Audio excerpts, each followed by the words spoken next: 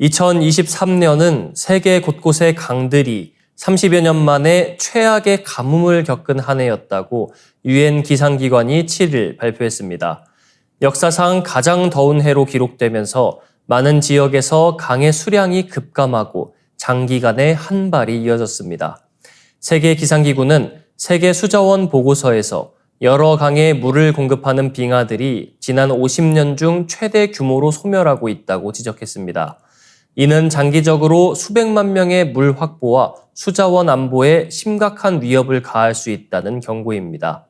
WMO 사무총장은 물은 기후변화에서 탄광의 카나리아와 같은 역할을 하고 있다며 폭우와 홍수, 가뭄 등 극단적인 기후현상이 점점 심화하면서 생명과 생태계, 경제에 막대한 피해를 주고 있다고 지적했습니다.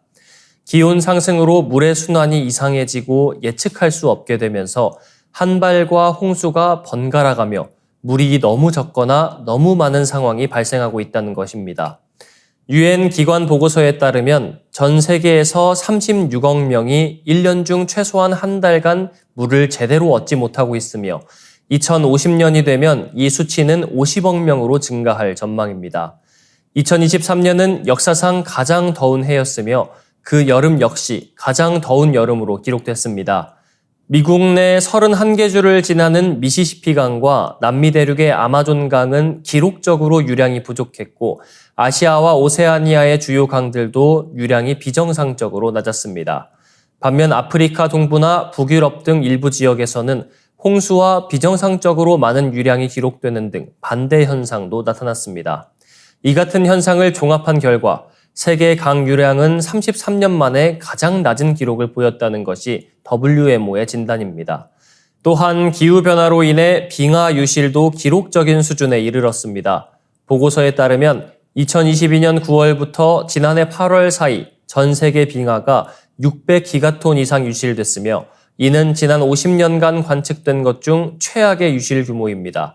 특히 스위스에서는 2022에서 2023년 사이 잔존 빙하 부피의 10%가 사라졌고 스칸디나비아, 서부 캐나다, 남아시아 서부, 뉴질랜드 등지의 빙하도 최대 해빙률을 기록했습니다. 다음 뉴스입니다. 이스라엘 하이테크 산업의 원동력인 인재가 미국과 유럽 등으로 빠져나가고 있다는 징후가 포착됐습니다.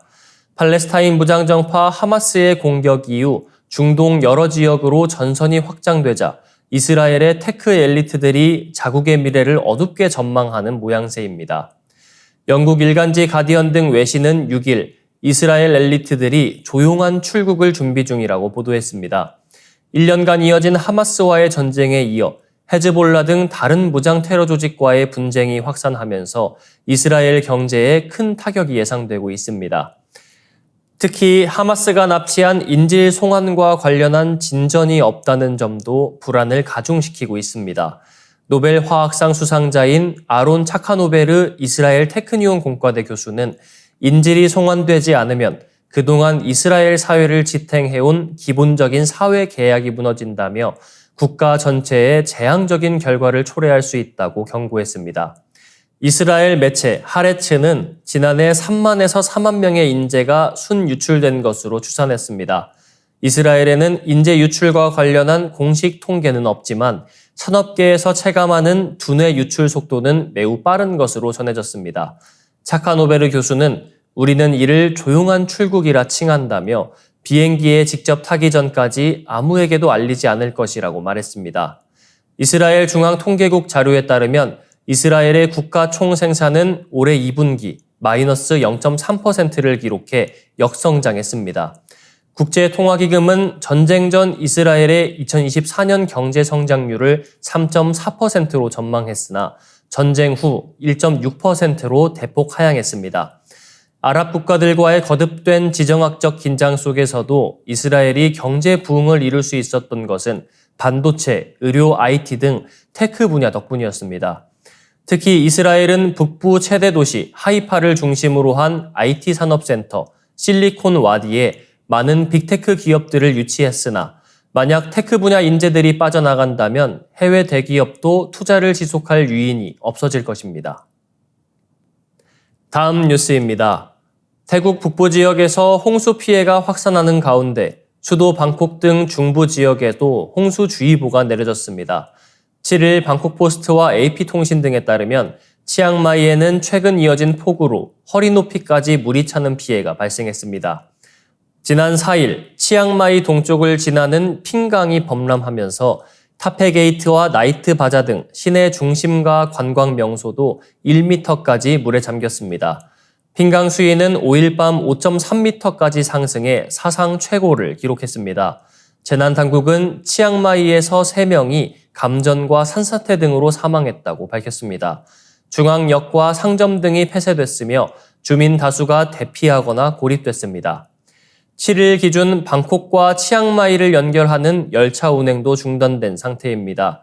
태국 국영철도는 홍수로 람푼에서 치앙마이 구간 모든 열차 운행을 무기한 중단한다고 전날 밝혔습니다.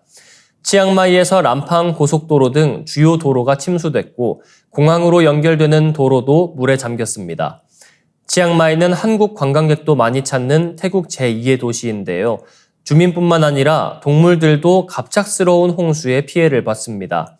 치앙마이 코끼리 자연공원에 있던 코끼리 125마리 중 대부분은 급히 안전한 지역으로 이송됐으나 2마리가 죽은 채 발견됐고 일부는 행방불명됐습니다. 현지 매체에는 몸 대부분이 물에 잠긴 코끼리가 수면 위로 코를 빼고 필사적으로 탈출하는 사진이 보도되기도 했습니다.